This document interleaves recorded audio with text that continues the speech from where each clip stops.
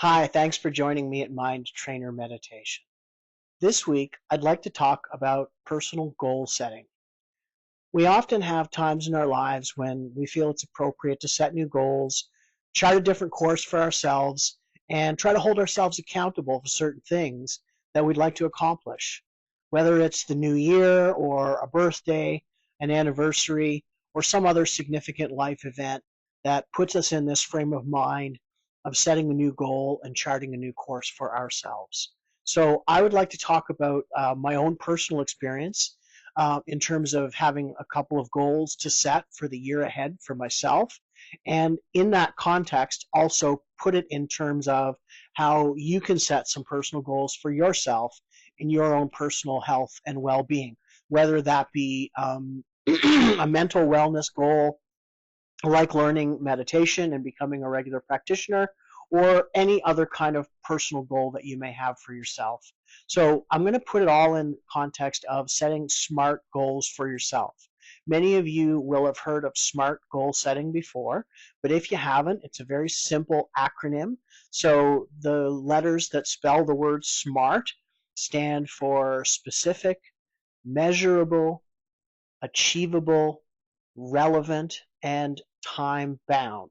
So this is how we structure goals, and I will use my own personal example. Actually, I have two for the year ahead. So the first of those, and you can see a number of books stacked before me today.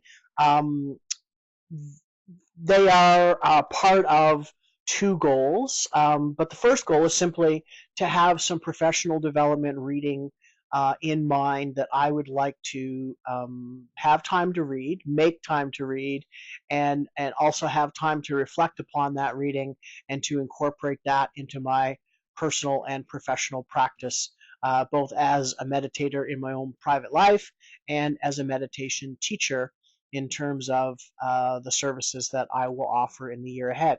So, in this stack here, I have a collection of books by a teacher of yoga in particular, who has since passed, but was known for, I guess, most of his adult life, BKS Iyengar, as a kind of guru in the yoga teaching community globally.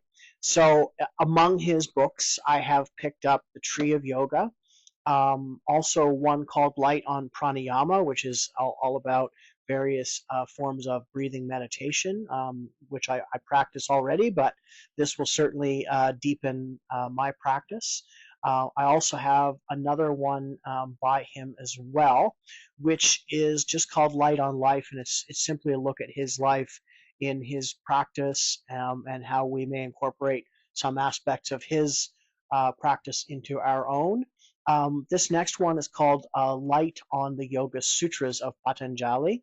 And this is definitely connected to my second goal, which I'll get to in a minute. And I also have Light on Yoga, which essentially is his manual in terms of a lot of, well, I think all of the yoga postures that are possible. This man has outlined in photographic detail and step by step guidance in terms of how to modify them to suit individual needs and all the rest. So, heavy on BKS Iyengar in the year ahead in terms of his seminal works on yoga in particular. From a couple of authors that I have read before, but Swami Rama has one called The Path of Fire and Light, Advanced Practices in Yoga, and his other book, which is his commentary on the Mandukya Upanishad, which I may not have pronounced correctly, but his commentary on it is called Enlightenment Without God. So that's on my reading list for the year ahead. As well, I have just finished reading a couple of different versions or commentaries of the Bhagavad Gita, and I have a third one here that is by Matthew Barnes, and it's a modern practical guide, plain simple English. I've just read an original translation from Sanskrit to English with no commentary at all, and I have also just finished reading a version of Bhagavad Gita which has commentary by Mahatma Gandhi. So this one is going to kind of just sort of be complementary to that reading and that study that I've done. And I'm also in the process of listening to, excuse me, a full course on the Bhagavad Gita, and that also connects to my second goal for the year ahead. And finally, I have by Will Johnson, The Posture of Meditation, and by Eknath Aswaran, The Mantra Handbook. The style of meditation that is my primary practice is a form of transcendence meditation, which involves use of mantra. And so this one was just of particular interest to me in my own personal practice, but it may also have some bearing on the way that I teach what I teach as well. So one goal is just my reading list for 2025. I want to make sure that I have time to devote the time that's needed to digest some of this obviously weighty material and to reflect upon it and to incorporate aspects of it into both my personal practice at home of meditation and the asanas of yoga, and also into my professional life as a meditation teacher and various services that I offer through Mind Trainer Meditation. So there are 10 books here and 12 months in the year ahead. So specific. I have specifically 10 books here that I've already chosen for specific purposes. So very specific goal to have time to read and reflect upon these 10 books in particular over the course of the next 12 months. Measurable. I have 10 books. I have 12 months. I'm roughly looking at spending a little bit more than a month for each one of these books. As you can see, some of these books are a little shorter than others. Some of them, particularly the manual, visual manual on the asanas of yoga, will take longer than that. So I have kind of looked at the calendar for the year ahead, and I'm going to use a rule of thumb, about a month for each book. And that leaves me obviously a couple of months worth of wiggle room. There will be times during the year when I may be particularly busy with my day job at a public high school. There may be times of the year when I am off doing something else that takes me away from time to read and keeps me particularly busy, active in other pursuits. So that's the measurable factor for me. 10 books, 12 months, roughly a book per month, with that little extra bit of wiggle room to come and go on. Achievable. I think that for me, this is an achievable goal. I often read um, both for my personal pleasure and also for my professional edification. So I believe that's an achievable goal for me. It's relevant. The titles that I've gone through, they connect to my personal practice of meditation. They connect to my professional development as a meditation teacher, and leading into the second goal that I wanted to discuss in terms of the SMART goal setting today is that particularly these books by Iyengar that are all essentially on some aspect or another of yoga. The second goal that I'm going to go through today is my commitment to become a yoga teacher in the year ahead as well. And so I'll go through that in a minute. But so that's the relevance part of the SMART goal setting acronym. And the last one, time bound. So obviously the year ahead in terms of these 10 books. So I have checked off all of the boxes in terms of this being a SMART goal for myself. It is specific, these 10 books. It is measurable. I'm going to check them off. One a month is the idea, with that 8 weeks of wiggle room throughout the course of the year when I may be doing other things that take me away from regular reading. Achievable. I definitely believe that 10 books in the year ahead is something that I can achieve personally. Relevant to my personal practice, to my professional life, and time bound, 1 year. So there's a SMART goal example for you folks, whether it be a reading goal, as this one was, or some other goal that is for your personal development, whether it be a health and wellness goal, or some other aspect of your life that you would like to work on. And whether it's in the year ahead or the season ahead or the month ahead, we all set our own goals, and we all set our own timeline for those goals too. So on to my second example about a SMART goal that I have set for myself. I've already let the cat out of the bag, so to speak. I have registered just during the Christmas holidays, actually, for a yoga teacher training program that I will be beginning sometime this month in January. The course allows me to do a bulk of work online in advance of an intensive 2-week element to the course, which will be the conclusion of the course that takes place in person in Halifax in early July of 2025. So starting in January and culminating in mid-July after the intensive work period. So specific, I have a very specific goal here that I will become certified as a yoga teacher. It is measurable, certainly whenever you're doing a formal educational program. It's measured in terms of success or failure, in this case certification or not certification. It's also measurable in terms of the time. So we're beginning in January and it culminates in mid-July at the end of the intensive 2-week portion of the program. Achievable. I've been practicing yoga asanas in my own personal life for the last almost 3 years now.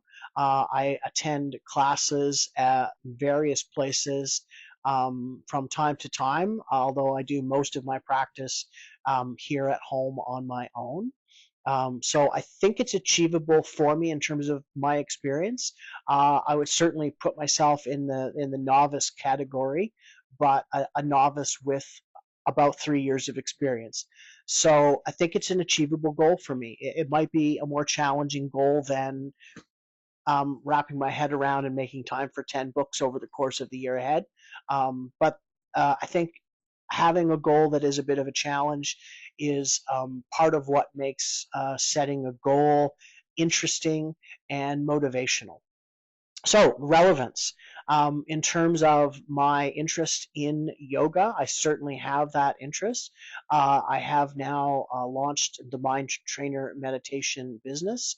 I would be uncomfortable and not confident at all in incorporating aspects of the physical asanas of yoga into the teaching that I do as a certified qualified meditation teacher, even though there are specific yoga sequences of asanas that I do practice in my own personal life. Given that I'm not certified as a yoga teacher, I would not incorporate any of that into the courses that I teach currently as a certified meditation teacher. So the relevance here for me, it's twofold actually. I'll have that confidence in incorporating some of what I do in my personal practice into what I teach through Mind Trainer meditation. And many of you know, because I've mentioned also that I have a day job as a high school teacher. There is also opportunity in my public high school to potentially teach yoga courses to students in that high school, and that is of great interest to me as well. So there's two phases or aspects of relevance of this particular goal, and it is indeed time bound because, like any course that one may register for or class that one may take, this has a beginning. It begins this January of 2025, and it ends at a specific date in mid-July. So I think the 2-week intensive part of my yoga teacher training program begins on the 5th of July and ends on the 15th of July. So there is the time-bound aspect of this SMART goal. Think now about your own personal interests, what it is that you might like to accomplish in the year ahead, and how maybe setting a SMART goal might help you meet that particular goal for yourself. If it is let us take as a final example that you might like to learn a form of meditation and become a regular meditator. So some SMART goal setting, specific. Sign up for a class on a specific date. Mind Trainer Meditation offers at least one class each month, and those dates are available on the Mind Trainer Meditation Facebook page. So pick a class, register for it, know that that's the date on which you will learn a transcendence meditation technique from me. Measurable. I will recommend when you learn with me that you incorporate that technique into twice daily practice, once in the morning, once in the late afternoon or early evening. So measurable. Keep it marked on a calendar or open a doc in your smartphone or other device where you will tick off or record each time you manage to do your twice daily meditations at whatever time you choose to do it. Achievable. Everybody can find 15 to 20 minutes a couple of times a day to squeeze into their regular routine, as can you. So it's certainly an achievable goal if you have a mind to do it. Relevance, well, we all have our reasons for wanting to learn how to meditate, but good health and peace of mind are the two top ones for me. It gives me greater energy. I have better sleep. I have lowered my blood pressure without medication. Um, I have a greater focus to tasks at hand. I have much more loving and open social relationships with friends and family members as well. So we all have our reasons, and you pick the ones that are relevant to you. Time bound. Well, you picked a class, you registered for a class on a certain specific date, and you made a commitment in your life to meditate twice daily. I always recommend to new students that for at least 3 months, twice daily, consistent practice of meditation to realize exactly how much it can positively impact your life and see the results. So I would recommend a 3 month time frame for a goal around learning to meditate and becoming a regular practice in terms of meditation in your life every day. Whether that's the goal that you set for yourself or you have some other personal wellness goal, consider setting your goals using that SMART idea. Pick a goal that is specific, that is measurable, that is achievable, and you know yourself better than anyone. Pick a goal that's relevant and pick a goal that you can frame up in terms of a time bound, specific period of time by which you will have achieved that goal. It makes a difference to plan it out rather than to just think to yourself, I'd really like to do this, that, or the other thing.